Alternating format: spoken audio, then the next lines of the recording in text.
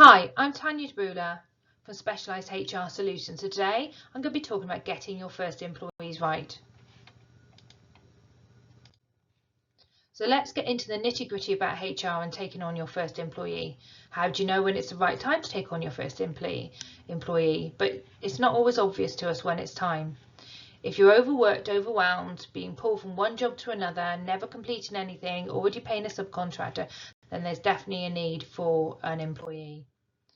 Becoming an employer can be made easier once you've got the right business culture. So let's look at what a business culture actually is. It's the overall atmosphere within a workplace that's shaped by the people that work there, their attitudes, beliefs, values, and so on. Getting it right at the outset will make it easier to attract and retain people who are really truly fans of your business. What will your culture be? Give some thought about why you started your business to begin with.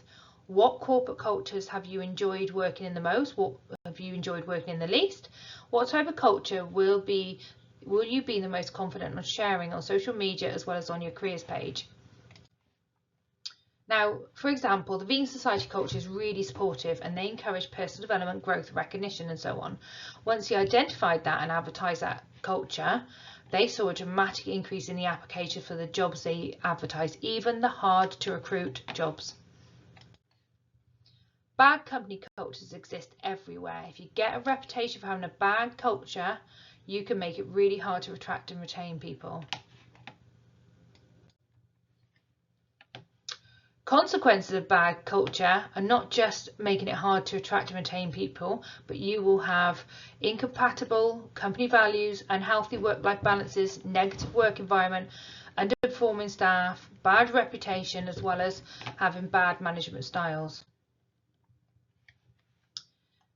If you don't want to have a bad culture, then you need to be very clear about what you stand for from day one.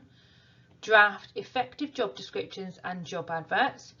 You need to manage people's expectations. You need to comply with company and employment laws, and you need to practice consistency across your organisation how you treat people. Now for the really interesting part about becoming an employer. Understanding how to attract candidates through employer branding is really key to your success as an employer.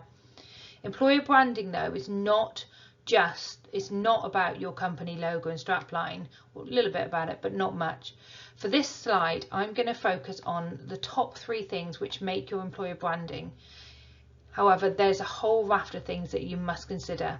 Number 1, know what your job roles are worth to the candidate, compare them to your competitors. Number 2, you need to streamline recruitment processes, make yourself more professional, invite them for interview via an email template, carry out competency interviews or structured interviews, and produce a written offer of employment as a minimum. You need to have a careers page is number 3.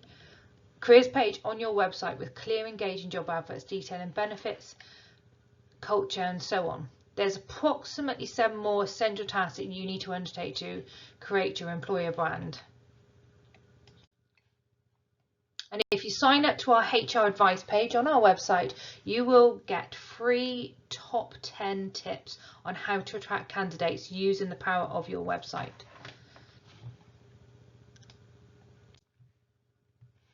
Now, before becoming an employee, you need to be aware that you are bound by certain legal obligations.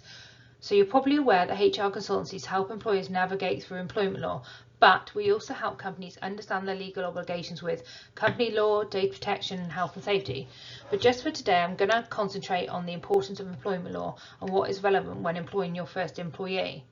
So employers are required to provide a formal offer of employment, written statement of main terms and conditions, HR policies, workplace pension and employer's liability.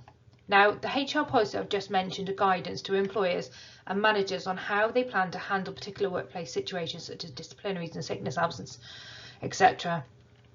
And to support a positive workplace culture, you need a minimum of 20 HR policies. And most of our clients opt for 35 to 40 as they want to include policies where you're entitled to more than the statutory requirements. You'll also need employer's liability. Now, this is not to be confused with the insurance that HR consultancies have to cover you if you should find yourself at an employment tribunal. It's where employers can be covered should their employees suffer an injury or serious illness at work. Now, data protection is where you need a privacy policy, be storing and sharing employee data securely, have an employee data protection policy in place, as well as have a data protection officer. And health and safety is where you'll need to ensure that you have risk assessments in place. Every new employee needs a workstation risk assessment done, as well as assessments on their job to identify if there are any risk factors you are required to demonstrate for the employer's liability that you have put in place to reduce the risks.